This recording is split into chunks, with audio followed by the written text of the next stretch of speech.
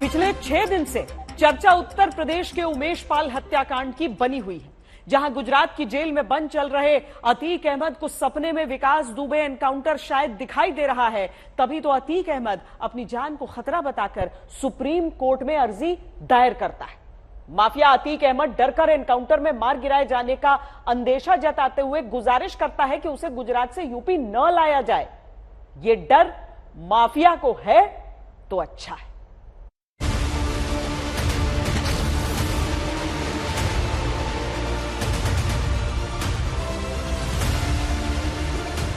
Mafia Atiq Ahmad को जान का डर सताता है। अतीक की पत्नी जहां रुकती है वहां बुलडोजर चल जाता है। प्रयागराज में यूपी पुलिस की कार्रवाई का चाबुक चलता है और लखनऊ से जारी हुए निर्देशों की पूर्ति बिजली की गति से होती है। माफिया कोई भी हो, सरकार की 0-40 की नीति है और उन माफियाओं के खिलाफ मिट्टी में मिलाने का काम उनका हमारी सरकार करेगी। पूरी मजबूती के साथ उनसे निपटने का कार्य करेगी, लेकिन चोरी और सीना चोरी दोनों नहीं कर सकता। मुख्यमंत्री का माफिया को मिट्टी में मिला देने का अर्थ क्या यही था? और आज ये लोग अपनी साफसफाई की सफाई देने का जहां 24 फरवरी को अंजाम दिए गए उमेश पाल शूटआउट कांड में 6 दिन के भीतर शूटर को घटना स्थल तक लाने वाले अपराधी अरबाज को मुठभेड़ में मार गिराया गया। पूरी साजिश जिसकी देखरेख में जमीन पर आई वो सदाकत पकड़ा गया और अब उस घर पर बुलडोजर चला जहां दावा है कि हत्याकांड के शूटर अंतिम वक्त में अतीक की पत्नी से मिलकर फरार हुए। मेरे पीछे जो आप घर देख रहे हैं ये उसी व्यक्ति का घर है जिसके ऊपर आरोप है कि उसने उमेश पाल मर्डर केस में जो शूटर आए थे वो शूटर यहां पहुंचे थे और जहां पर वो अतीक अहमद की पत्नी शाइस्ता यहां पर ठहरी हुई थी। उनको उमेश पाल हत्याकांड के बाद वो शाइस्ता से मिले थे और उसके बाद वो फरार हो गए।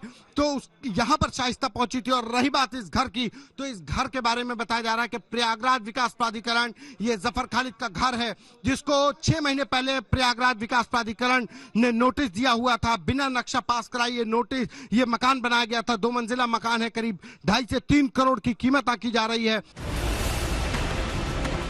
पिछले हफ्ते शुक्रवार को जिन्होंने विधायक राजू पाल हत्याकांड के गवाह उमेश पाल को बंदूक और बम चलाकर मारा, जिन्होंने कानून व्यवस्था को धुआं करके चुनौती दी, उनके लिए पहले कानून की बंदूक चली और फिर चला न्याय का ready to move version bulldozer.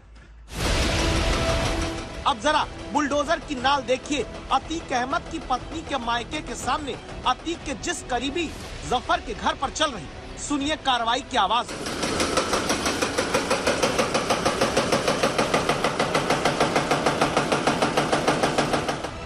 आज तक संवाददाता संतोष शर्मा के हाथ में इस घर से निकली तस्वीर देखिए।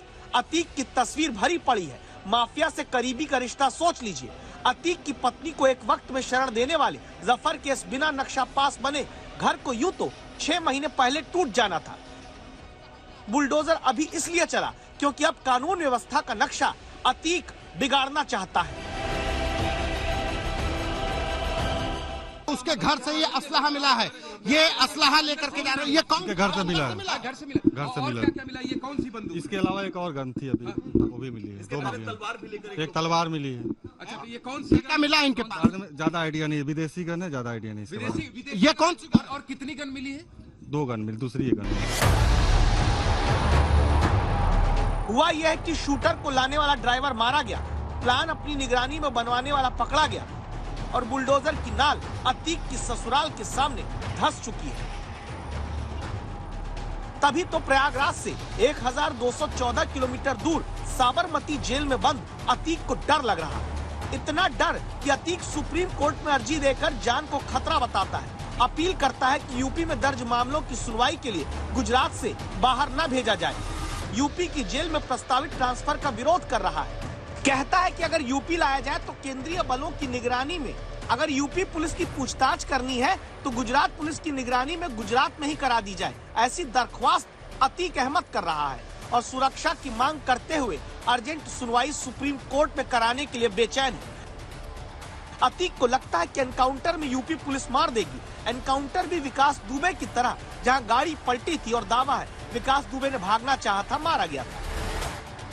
अतीक ने अपने एनकाउंटर वाले डर का आधार बीजेपी नेताओं के बयानों को बनाया है, जिनमें मंत्री जेपीएस राठौर है, सांसद रविंद्र कुशवाहा है और सांसद सुब्रत पाठक है। अगर पुलिस के गिरफ्त में आ जाएं तो बहुत हाय तौबा ना मचाएं, ताकि ड्राइवर कहीं पर असंतुलित हो जाए और गाड़ी पलट जाए। तो गाड़ी पलटती है तो जिम्मेदार उसी अपराधी माफिया की ही होगी। पलट जाए, मैंने कहा कि अब जब विकास दुबे प्री स्क्रिप्ट होगा क्या? नहीं, क्यों प्री स्क्रिप्ट होगा? तो ऊपर वाले की स्क्रिप्ट से होगा भाई। गीता में है ना, भगवान कृष्ण ने स्वयं कहा है कि जब आप न्याय के ऊपर अन्याय हावी होगा, जब धर्म के ऊपर धर्म हावी होगा तो ईश्वर अवतार लेंगे इन अपराधियों का नाश करने के लिए।